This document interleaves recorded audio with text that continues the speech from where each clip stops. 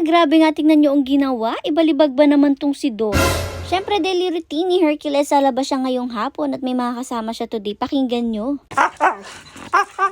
Oh, diba? Ilalabas na nga reklamo pa ang ating Juno. Anyways, ayun na nga si Juno at si Dos ang ilalabas natin kasama ni Hercules today. Tingnan nyo nga, talaga nagsasabong pa ang magkapatid. Kung naalala nyo, nailabas na nga po natin itong si Juno at si Dos before at hindi naging maganda yung experience natin. Kasi nga sobra sila naghihila, kinahagat nila yung kanilang tali at nahulog-hulog pa sa Kanal B. Pero mag-attempt na ulit tayo ngayon ilabas sila. Tingnan nyo naman, pinapanood nila si Hercules habang tinatalian siya. At dahil nga dyan na-gets na nila na lalabas daw pala. Maya-maya pa tinalian na ni Kuya Jomar itong si Juno at talagang ayaw na ayaw niya agad. Actually, nung sinuutan pa lang siya, talagang nagwawala na agad siya. Meaning, ayaw niya talaga ng ganun tali. Kaya naman papalitan daw yung kanilang tali. At habang kinukuha nga, tingnan nyo, nagkukulitan pa magkuya.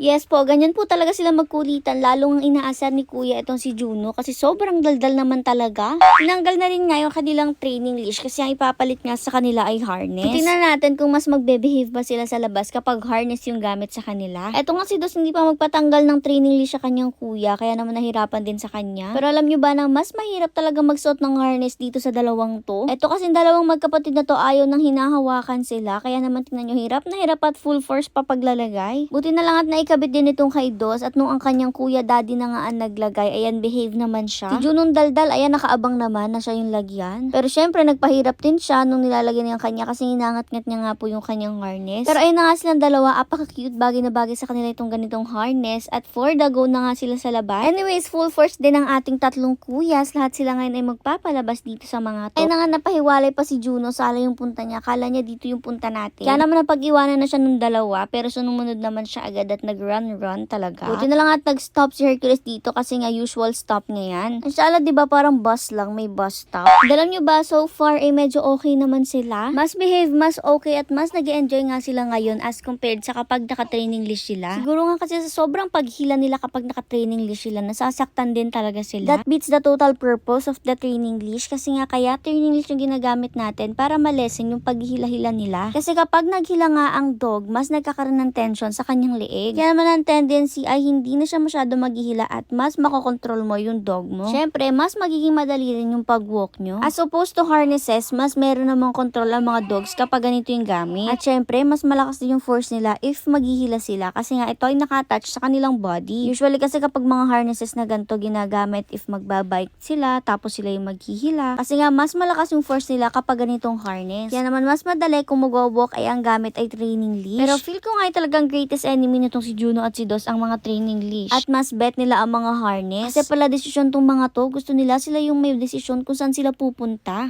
Anyways, alam nyo naman din na harness talaga yung gamit natin sa ating pack members before. Kasi gaya nga ng mga nagko-comment na hindi daw ba nasasaktan ng mga doggies, dati akala namin nasasaktan din once na naka-training leash. Pero actually, hindi naman sila masasaktan kung sila mismo ay hindi gagawa ng paraan para masaktan sila or hindi sila maghihila-hila. At simula nga nung malaman namin yung purpose ng training leash at nung matry nga namin siya, mas naging madali sa atin na ilabas ang pack members, lalo na nga kapag sa public natin dadalhin doon sa may maraming tao. Kasi nga, mas controlled natin sila, kaya naman nag-switch na talaga kami to training leash. Anyways, balik tayo sa video. Ayan na nga, for the eat ng grass ang magkapatid, lumalabas ang pagkakambing talaga.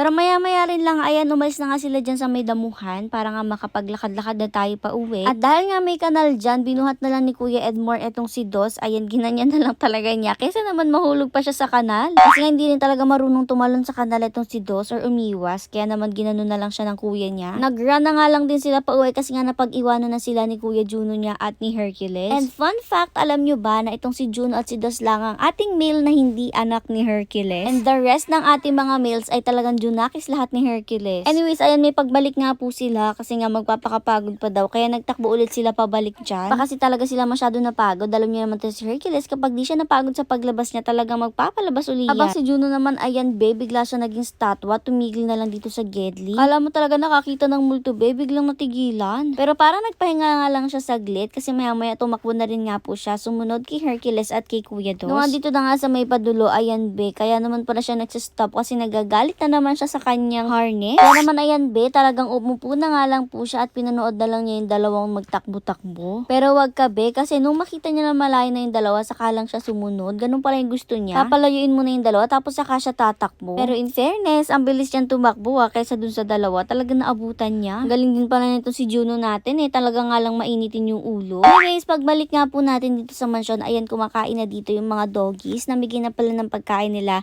si Ate Charmaine. Kita nyo naman, kapag kanin ang binibigay, may pakain na naman po sila talaga. Etong si Dos Napa, sobra naman yata yung takbo. Dumiretso pa nga siya dito, lumampas pa sa gate. Pero bumalik na lang din naman siya, napakabait din talaga. Kasi andyan na rin talaga yung dalawa at napag-iwanan na siya.